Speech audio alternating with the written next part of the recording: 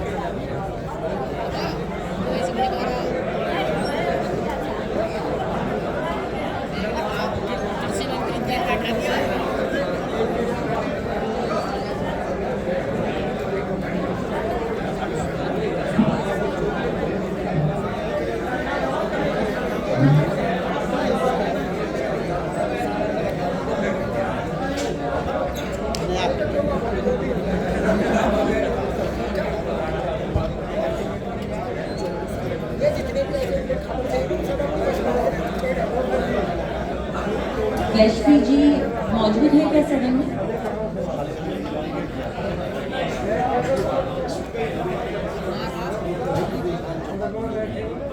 वैष्णवी सिन्हा जी अगर मौजूद हैं यहाँ पे तो आके मंच पर हमारे साथ जुड़ें। चलिए उनका इंतजार करते हैं, लेकिन इस चर्चा को शुरू कर ही देते हैं। अब मैं दोबारा क्या इनका इंट्रोडक्शन दूं, आप लोग इनसे मुलाकात कर ही चुके हैं, तो सीधा अब मैं नहीं बोलने देती हूँ उनकी कहानी इन्हीं की जुबानी। चलिए दर्शन साहब, आपसे दोबारा शुरुआत करते हैं। तो आप बता रहे थे कि किस तरीके से 2017 या 18 की छोटी शुरुआत थी जो अब इतनी बड़ी हो गई है, लेकिन किसान जो आज है उसे अभी भी डिजिटल जो शब्द है वो उतना समझ में नहीं आता, बहुत दूर है। किसान क्या, ज्यादातर आबादी को देखिए तो डिजिटल इतना आसान नहीं है समझना, तो किस तरीके से वो जो गैप है, जो कमी है, वो कैसे जुड़ सके? जी, मैं आपको एक एग्जांपल के तौर पे बताना चाहूँगा कि हमारे एक छोटे से किसान है सिरसा जिला से, वो बकरी का काम करते हैं। बहुत छोटी सी बात है, लेकिन वो बकरी का काम अपने जिला लेवल पे कर पाते थे।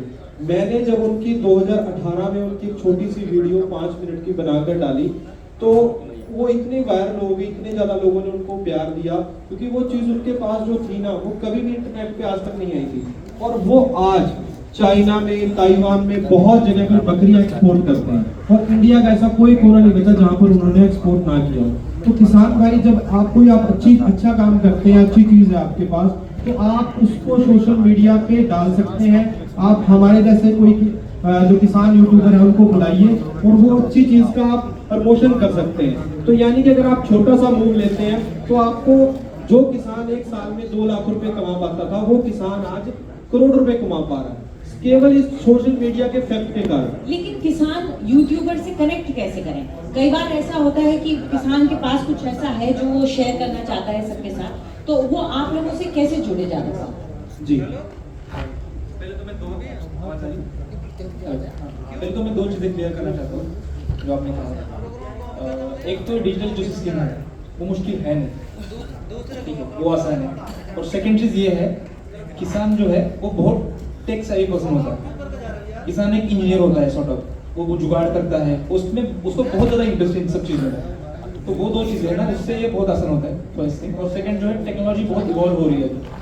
अभी जो हमारे एक चैनल के नाम इंग्लिश में होते हैं तो किसान टाइप नहीं कर पाता, तो ऑडियो सर्च करता है। ये हमने देखा है, हमने ये डेटा स्टडी किया है, और हम उसी हिसाब से जो है ग्रो करना चाहते हैं कि उससे तक कैसे पहुंचे, क्या जो है चीज़ें करें। लेकिन कोई ना कोई तरीका वैसे भी होगा कि आपको कांटेक्ट कर सकें।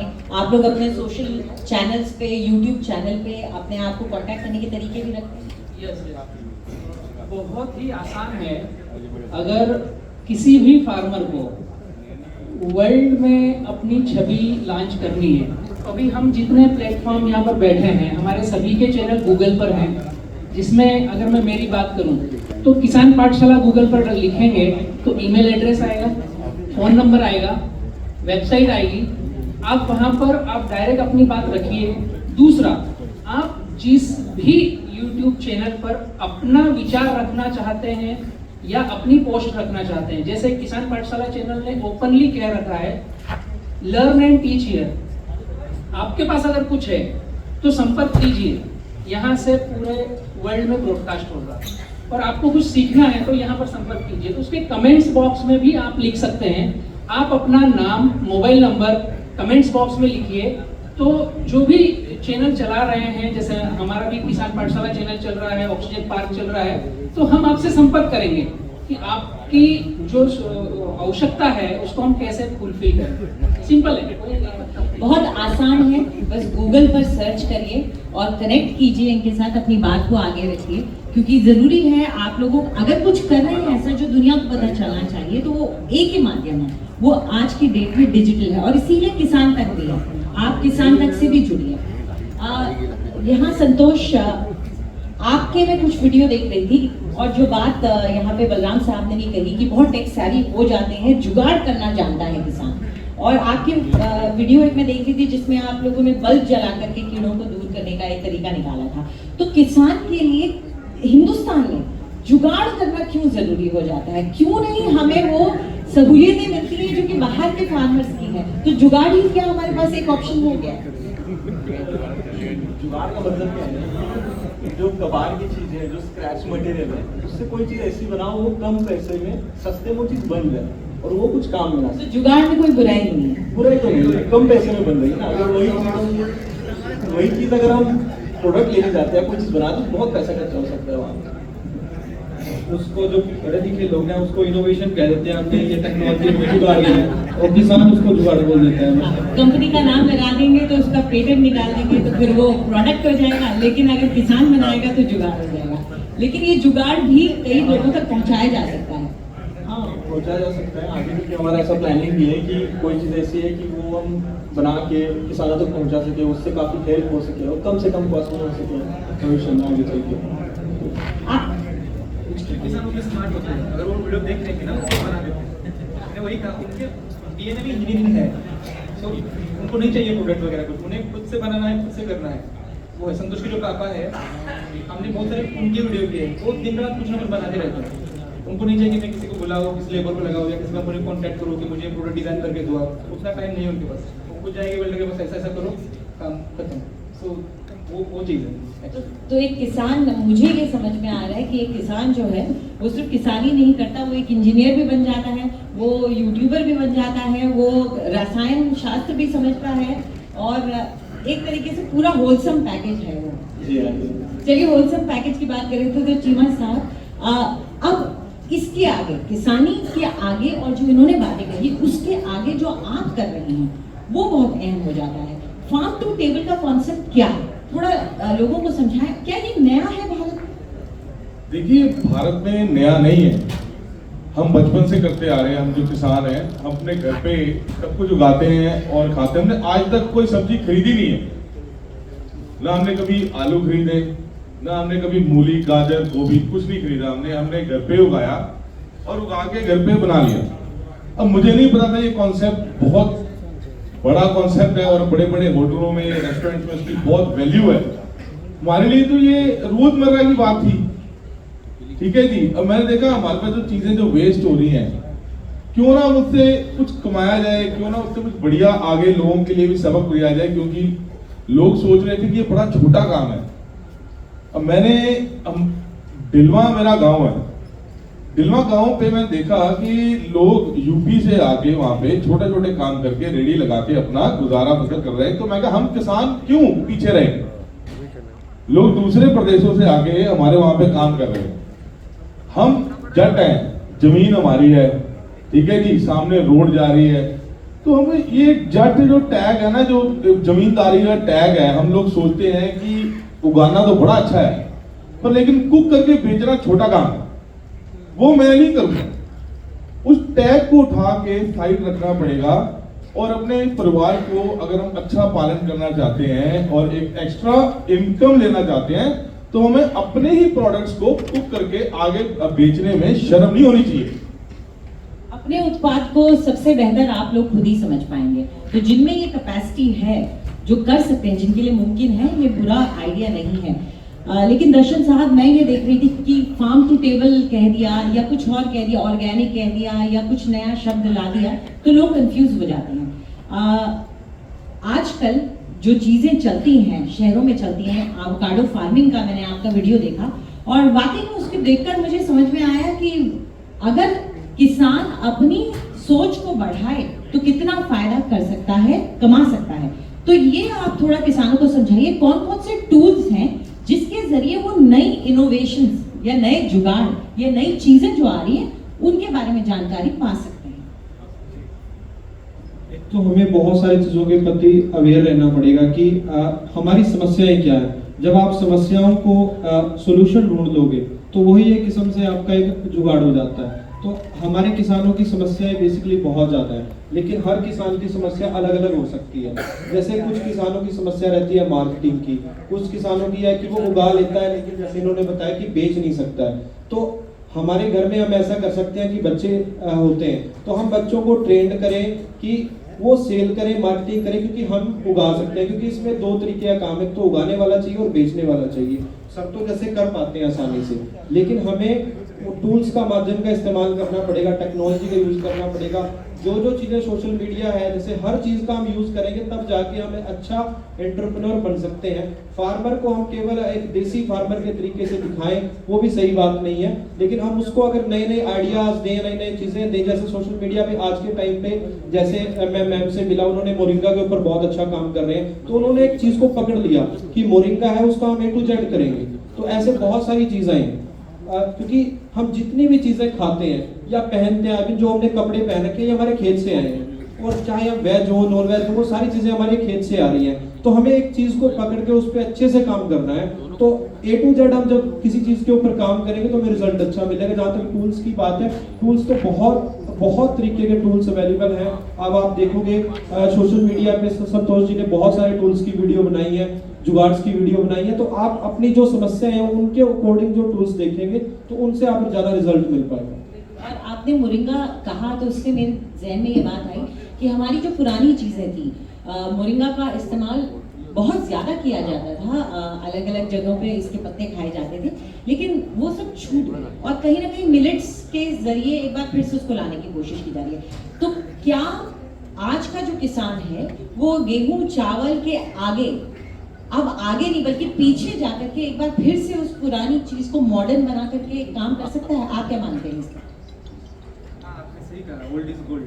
सो भी अब ओल्ड न्यू हो गया है, अब ओल्ड न्यू हो गया है, मिलेट खाना अब फैशनेबल है। या एक्चुअली ये इंटरनेशनल मिलेट्स ईयर है ये साल, तो इसलिए मिलेट्स में बहुत ज़्यादा चर्चा हो रही है, कार्यक्रम हो रहे हैं, उसमें बहुत ज़्यादा काम भी हो रहा है। मिलेट्स ही नहीं, आप अगर अभी आपने मोरिंगा कहा, मोरिंगा के जामुन जो है वो गांव में एक आध वगैरह पेड़ था, अभी जामुन के बगीचे लग रहे थे। आप चिंच क्या बोलते हैं चिंच को, वो इमली अभी बहुत ज़्यादा इमली की खेती हो रही है, आंवला की खेती हो रही है। और वो ऐसा नहीं कि लोकल लेवल पे, वो उसके बाय प्रोडक्ट्स बन रहे हैं, उसके न्यू एज प्रोडक्ट्स जो होते हैं, जाम कह लो या कैंडीज कह लो, वो सब बन रहा है। शुगर के भी अलग अलग प्रोडक्ट्स भी बन रहे हैं। एक प्लांट के जो होते हैं उसके नए नए वैरायटी जो है हमारे यहाँ रिसर्च कर रही है अभी कोई टीम, तो वो रीडिस्कवर हो रहे हैं और वो आ भी रहे हैं। और उसमें जो है एक टेस्ट भी होता है, अभी किसी ने कहा था कि सॉइल की जो टेस्ट होती है हमारी, वो भी टेस्ट उसमें आ रही है। तो वो सब चीज़ें चल रही है और उसमें बहुत ज़्यादा एक टेम्पटेशन भी है लोगों को, एक जो है अभी वो ट्रेंड भी है कि अपनी अपनी चीज़ें क्या है, ये वो सब चीज़ें वो भी है, उसका एक्सपोर्ट भी हो रहा है, प्रोडक्ट्स बन रहे हैं। तो बहुत एक्चुअली उसमें काम अच्छा हो रहा है, उसमें पैसा भी अच्छा मिल रहा है किसानों को। बलराम साहब, आप क्या मानते हैं कि किसानों के लिए मौका है क्या एक बार फिर से उन्हीं पुरानी चीज़ों को दोबारा सीखने का और क्रियान्वित करने का? सही पकड़ रहे हैं आप, मौका है। और केवल किसानों का नहीं, पूरे भारत का मौका है कि विश्व के पटल पर अपनी छवि स्थापित करे और इसी के जरिए किसानों की आय बढ़ेगी भी। क्योंकि ये जो मिलेट्स ईयर घोषित किया है और ये चीज़ें हर फार्मर तक नहीं है, ये रूरल एरिया के किसानों के पास है। जैसे मैं अगर ज्वारी की बात करूं तो अच्छी खेती वाला किसान केला लगाएगा, पपाया लगाएगा या ऐसी कोई फसल लगाएगा, लेकिन ज्वारी या नागली ऐसा अच्छी फार्मिंग करने वाला जिसके पास पानी ज़्यादा है वो इसकी बुआई नहीं करता है। इसकी बुआई कौन करता है? जिसके पास पानी की कमी है, जिसके पास छोटी सी ज़मीन है, वो इसकी बुआई करते हैं। और ये बहुत ही अच्छा हुआ है कि मिलेट्स ईयर है, जिसमें जो सबसे पीछे किसान बैठा हुआ था वो आज अगर थोड़ा सा कोशिश करे, हम सभी पैनलिस्ट में चाहूँगा कि आप भी समर्थन करेंगे मुझे, जिसके पास भी मिलेट्स हो, organic millets, residue free millets, प्राकृतिक मिलेट्स कर रहा हो तो हमारे कमेंट्स बॉक्स में आपका नाम, नंबर, एड्रेस भेजिए या आपके वीडियोस भेजिए, हम उसको वर्ल्ड में प्रसारित करेंगे और बायर आपसे डायरेक्ट आकर के लेगा। ये किसान पाठशाला तो कर ही रहा है। ये बहुत अच्छी चीज है, क्योंकि सबसे बड़ा मुश्किल काम शायद बायर ढूंढना ही होता है। Yes. और अगर आप ये कनेक्ट बिठा पाएंगे किसान के बीच में और बायर के बीच में, बहुत अच्छी बात है। संतोष जी, आप क्या मानते हैं कि जो नया दौर है उसमें किस तरीके से ये पुरानी चीजों को किस तरह से दोबारा से रिवाइव किया जा सकता है? आपकी इसमें क्या एक्सपीरियंस है? मुझे तो लगता है कि मतलब old farming plus new farming, इसका कॉम्बिनेशन लेके चलना चाहिए। ओल्ड में न्यू फार्मिंग अगर देखा जाए तो जैसे कि एआई आ गया, आर्टिफिशियल इंटेलिजेंस, फोटो खींच के आपको डिसीज का पता चल जाता है, आपको वेदर का फोरकास्ट अच्छा मिल जाता है। क्या ऐसी ऐसी मशीनरीज आ गई है जैसे ड्रोन से आप स्प्रे कर सकते हैं। आज के ज़माने में लेबर का प्रॉब्लम होता है खेती में, तो ओल्ड खेती, सस्टेनेबल जो फार्मिंग है हमारी, प्लस टेक्नोलॉजी, ये दोनों को कॉम्बिनेशन करके हम अगर आगे चलते तो ये बढ़िया रहेगा। और हम भी, हमारे चैनल भी इंडियन फार्मर है, इसके थ्रू हम हमेशा कोशिश करते हैं कि नॉलेज शेयर करना, मतलब सॉरी मेरा कहना था कि टेक्नोलॉजी का इस्तेमाल ज़्यादा से ज़्यादा करके हम अच्छी फार्मिंग कैसे कर सकते हैं, हमारा ये फोकस ज़्यादा होता है। टेक्नोलॉजी से इस्तेमाल करने से होता क्या है कि हमारा खर्चा कम हो जाता है, हमारी फार्मिंग अच्छी होती है, ये बेस्ट आइडिया है। तो मेरा कहना यही है कि old farming plus new technology का कॉम्बिनेशन करके चलना। और ये टेक्नोलॉजी की अगर कहीं ना कहीं ट्रेनिंग दी जा सके हमारे किसानों को, मेरे ख्याल से वो बहुत अहम हो जाता है, क्योंकि उस टेक्नोलॉजी का वो है तो सही, लेकिन उसका इस्तेमाल कैसे किया जाए, ये सबसे बड़ा चैलेंज है। हाँ, मैं भी मतलब हमारे इंडियन फार्मर जो यूट्यूब चैनल है, इससे हम हमेशा कोशिश करते हैं कि जो नई टेक्नोलॉजी आ रही है, चाहे कोई भी हो, चाहे एआई हो या एमएल हो, मशीन लर्निंग हो या रिमोट सेंसिंग हो, उसके बारे में किसानों को पता चले, हम ज़्यादा से ज़्यादा कोशिश करते हैं। ये भी करते हैं और उसके साथ साथ जुगाड़ की भी बातें हम करते हैं। A to Z फार्मिंग के बारे में भी कहते हैं, फ्रूट्स हो या वेजिटेबल हो या मिलेट्स हो या हर एक फसलों के बारे में हम कोशिश करते हैं। चलिए, जाते जाते अब मैं आप सबसे एक मिनट के अंदर दो बातें या एक बात, या जितनी भी बात आपके मन में है, आज के किसान को क्या करना है ताकि वो आपके जैसे और वो सोशल मीडिया और टेक्नोलॉजी का इस्तेमाल सही तरीके से कर सके। संक्षिप्त में एक टिप अगर आप लोग दे सकें, कौन तैयार है सबसे पहले टिप? अच्छा, आप चलिए संतोष। मैं तो ये कहना चाहूँगा सारे किसानों से कि हम बिखरे हुए हैं अभी, थोड़ा सा सिंगल हमें, तो हमें कम्युनिटी के साथ काम करना चाहिए। जैसे अभी किसान तक है या इंडियन फार्मर है, हम भी यही कोशिश करें कि कम्युनिटी के साथ काम करें, नॉलेज शेयर के साथ करें और सबको लेके चले, तब जाके कुछ बन सकता है। मेरा कहना यही समझ कि कम्युनिटी के साथ काम। ठीक है, तो मतलब जितने समुदाय बन रहे हैं उनसे जुड़िए। चलिए, टिप नंबर 2। यस, सिंपल और सरल भाषा में यह पहुंचाना चाहूंगा मैं आप सभी फार्मरों तक, आप जहां भी हो, जिस भी अवस्था में हो, कितनी भी बड़ी टेक्नोलॉजी हमारे पास आ रही है, सभी को सुनना है, सीखना है, पेपर पर लिखना है, उसके डेटा कलेक्ट करना है। जैसे मैं उदाहरण दूं कि किसान तक आज जो चैनल लॉन्च हुआ है, तो इन्होंने कई सारी प्रिपरेशन की है, पेपर पर आए हैं। हम फार्मर जो भी खेती करते हैं ना, पहले पेपर पर नहीं आते हैं, वीडियोस देखे, न्यूज़ सुनी, या किसी ने प्रोडक्ट बेचने के लिए कैंपेनिंग करी और लिटरेचर पेपर ला करके गांव-गांव छपवा दिए और बड़ी मेगा मीटिंग करके दाल बाटी का आयोजन करके हमें 2 चीजें बतला दी। हम उस तरफ टर्न हो जाते हैं। इसकी वजह, अगर मुझे गेहूं बोना है, अगर मुझे केला बोना है, अगर मुझे मक्का बोना है, कोई सी भी फसल कर रहे हैं, तो बोने से पहले क्या हम पेपर पर हम उन चीजों को लिख सकते हैं? तो जो फसल हम बो रहे हैं उसका डेटा लिखना है कि 1 एकड़ में कितना गेहूं बोना है, कितना पानी लगेगा, कितना खाद लगेगा, मेरा तरीका क्या होगा फार्मिंग करने का। छोटी सी सिंपल सी बातें अगर हम पेपर पे लिखेंगे, हमें जितना को लिखना आता हो, जो मेरी बातें पूरे भारत के फार्मर सुन रहे हैं वो लिखें, वरना हमारे बच्चे जो स्कूल जा रहे हैं उनको बिठाओ साथ में, प्लानिंग कीजिए, आप अपना डेटा कलेक्ट कीजिए। और इसी के लिए किसान पाठशाला R&D भी कर रहा है। जो फार्मर नहीं लिख सकता हो वो किसान पाठशाला पे कमेंट्स डाले, या किसान तक भी शायद ये करेगा आगे भविष्य में, मैं जहाँ तक समझ रहा हूँ, कि आप अपनी खेती का डेटा दीजिए, हम आपको साल भर तक हर 7 दिन का एक वीडियो लेते हैं आपसे और जब आपकी फसल निकलती है, फसल निकलने के बाद आपको आपका आईना दिखाते हैं कि हम ए से चालू हुए थे और जेड तक कैसे पहुंचे, और हमने इतना खर्चा किया तो कितना लिया, तो क्या अगले साल वही फसल लेना चाहिए।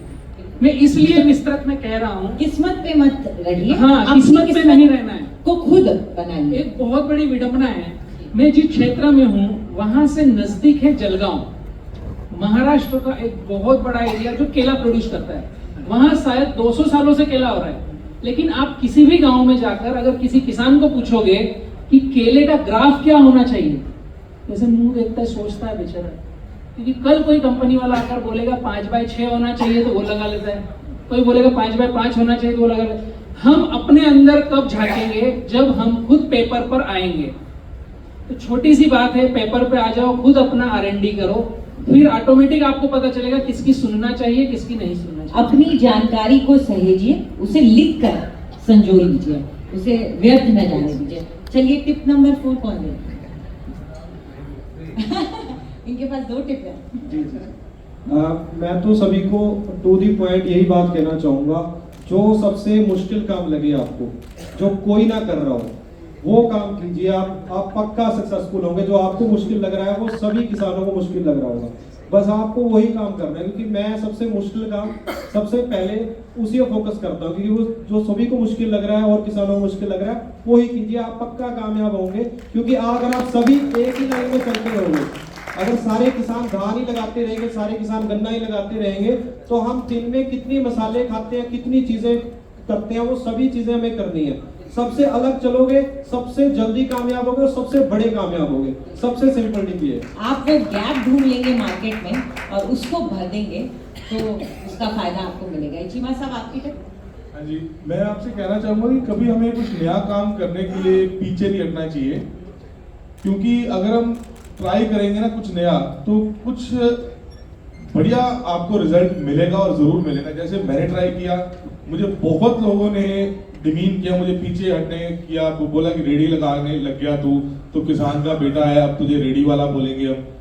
बट लेकिन मैंने उस चीज से पीछे नहीं हटा, अपने दम पे गया सब कुछ, किसी की हेल्प नहीं ली, किसी की तरफ कभी सरकार की तरफ नहीं गया कि सरकार मुझे कुछ देगी। मैं कहा मैं अपना ब्रांड खुद बनाऊंगा। एक किसान नहीं ब्रांड बनाना है कि लोग, मेरे आसपास के जितने किसान थे जो पहले मेरा मजाक उड़ा रहे थे, उन्होंने खुद ही रेडियां लगानी शुरू कर दी। तो ये मेरे लिए एक बहुत बड़ा वो था कि हौसला मुझे मिला कि जो लोग मेरा मजाक उड़ा रहे थे, वो लोग उन्होंने भी मेरा साथ देना शुरू कर दिया। नया काम करने से कभी पीछे मत हटो, डरिए मत, कभी मत डरो, कुछ ना कुछ बढ़िया ही होगा। आकाश जी, आपका टिप? जी, मैं भी 5 साल से इसमें काम कर रहा हूँ, तो हमें एक बात समझ आई है कि प्रॉब्लम्स बहुत सारे हैं और ऐसे सॉल्व नहीं होने वाले, और इसकी भी एक लिमिट होती है ना, आप किसके पीछे कितना सवाल करोगे, पॉलिसी मेकर से या कंपनीज है जो भी है। तो अल्टीमेट सोल्यूशन मुझे ये लगता है कि हमें खुद की इकोसिस्टम बनानी चाहिए। कंपनी वाला है तो किसान भी खुद कुछ, उसमें किसान है, उन्होंने खाद प्रोड्यूस की है। अभी क्या होता है, कोई और आ रहा है, वो कुछ नया ज्ञान दे रहा है, कोई आ रहा है मोटिवेशन दे रहा है, ऐसे तो कोई होता नहीं, रियलिटी होती है। तो किसान की खुद की सीड कंपनी है, उसकी खुद की एक्सपोर्ट कंपनी है, उसकी खुद की कंसल्टिंग कंपनी है, उसमें किसान काम कर रहे हैं ना, तब जाके कुछ ना कुछ होगा, क्योंकि उन्हें एक्चुअल में पता है कि एग्जैक्टली क्या है, क्या चाहिए, कैसा चाहिए। अभी जो है लेकिन बस मतलब वही है, कारपोरेट वाले कुछ अलग बता रहे हैं, पॉलिसी मेकर दिक्कत ये है कि स्टेक होल्डर बनना पड़ेगा Stake और वो holder- आसान काम नहीं है। या I think 100% stakeholder will be more appropriate. उनका ये कहना है कि आप लोगों को खुद ही अपने हर काम के हर पहलू पे अपना एक कंट्रोल रखना होगा, नियंत्रण रखना होगा। शुक्रिया आप सब हमारे साथ जुड़े, उसके लिए बहुत बहुत शुक्रिया। बड़ा मजा आया मुझे, तो उम्मीद करते हैं आप लोगों ने भी इस सेशन को एंजॉय किया। बाकी मैम आपका भी धन्यवाद, इंडिया टुडे का भी धन्यवाद, और आपको किसान तक के लिए ढेर सारी शुभकामनाएं, और सबसे बड़ी कम्युनिटी बने इसके लिए बहुत बहुत आपको ढेर सारी शुभकामनाएं। आप शॉर्ट आउट दे दीजिएगा अपने अपने यूट्यूब चैनल पे हमें। Thank you thank you everybody.